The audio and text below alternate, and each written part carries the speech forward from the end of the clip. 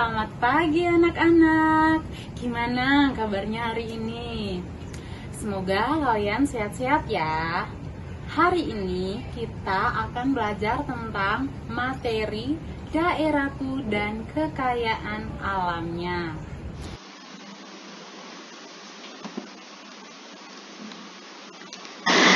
Tujuan pembelajaran kita kali ini adalah 1. Dengan melihat gambar, siswa dapat menyebutkan kekayaan alam yang ada di daerah tempat tinggalnya. Kemudian yang kedua, dengan menyimak penjelasan, siswa dapat mengaitkan pengaruh geografis dengan kekayaan alam di daerah tempat tinggalnya. Kira-kira apa saja kekayaan alam di daerah tempat tinggal kalian? Lalu, bagaimana pengaruh geografis terhadap daerah tempat tinggal kalian dan kekayaan alamnya? Kemudian, yang ketiga, bagaimana cara bijak kalian dalam memanfaatkan kekayaan alam di daerah tempat tinggal kalian?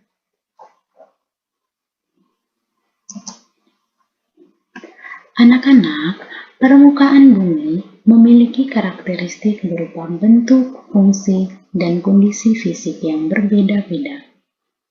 Karakteristik ini dapat membedakan antar satu tempat dengan tempat yang lain di permukaan bumi. Nah, anak-anak, tahukah kalian bahwa di Indonesia memiliki bentang alam yang berbeda-beda? Bentang alam yang berbeda-beda ini berpengaruh pada potensi sumber daya alam yang dimiliki oleh masing-masing daerah. Berikut ada beberapa penampakan alam terhadap potensi kekayaan alam pada suatu daerah. Yang pertama, pegunungan. Pegunungan dimanfaatkan sebagai lahan pertanian, perkebunan, dan kehutanan. Selain itu juga, daerah pegunungan dimanfaatkan untuk sektor pariwisata, rekreasi, dan olahraga. Nah, pemanfaatan daerah pegunungan sangat membantu perekonomian masyarakat dalam meningkatkan usaha kesejahteraan masyarakat. Sini ada beberapa contoh. Salah satunya Pegunungan Dieng. Nah, di Pegunungan Dieng digunakan masyarakat sebagai lahan pertanian kentang. Kemudian di Puncak Bogor dibuat sebagai lahan perkebunan teh. Lalu yang ketiga, Pegunungan Bromo dibuat sebagai tempat rekreasi. Kemudian yang kedua, dataran rendah. Pada dataran rendah dimanfaatkan masyarakat untuk lahan pertanian, peternakan, perikanan, perkantoran, perdagangan, industri, dan lain-lain.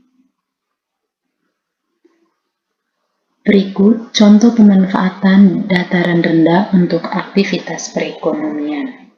Yang pertama, misalnya di Karawang. Di Karawang dibuat sebagai pusat industri. Kemudian di Jakarta, pusat perkantoran dan perdagangan. Kemudian ada lagi di Sumatera, dibuat sebagai perkebunan kelapa sawit. Lalu yang ketiga ada pantai dan laut. Pantai dan laut dimanfaatkan sebagai tempat pariwisata, perikanan, perdagangan, transportasi, olahraga, industri, dan lain-lain. Berikut contoh pemanfaatan pantai. Contoh pemanfaatan pantai untuk kegiatan perekonomian adalah salah satunya di pantai Pulau Bali, dibuat untuk tempat pariwisata, perdagangan, dan perhotelan. Kemudian ada juga pantai di selatan Pulau Jawa. Di pantai selatan Pulau Jawa menghasilkan sarang burung walet.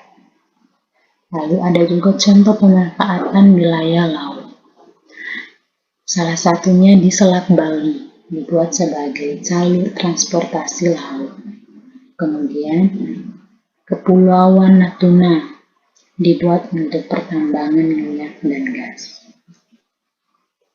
Lalu yang keempat, sungai. Sungai digunakan masyarakat sebagai jalur transportasi, perdagangan, perikanan, olahraga, irigasi, dan PLTL. Selain itu juga pemanfaatan sungai di Indonesia, contohnya di Sungai Kapuas, dibuat sebagai jalur transportasi. Kemudian ada lagi di Sungai Mahakam, dibuat sebagai sarana transportasi.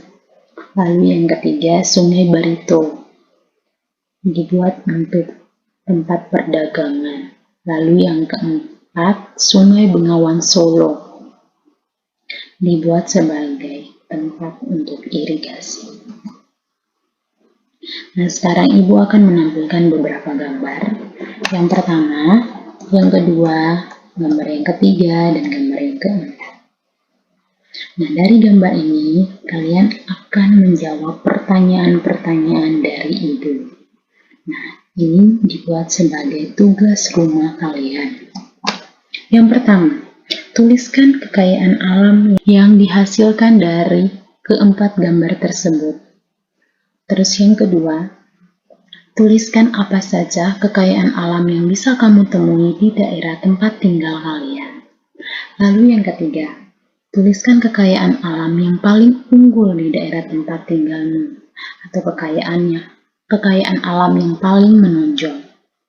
Terus yang keempat, apa yang bisa kita lakukan untuk menjaga kekayaan alam yang ada di daerah kita. Anak-anak, tidak terasa pertemuan kita atau pembelajaran kita sudah selesai.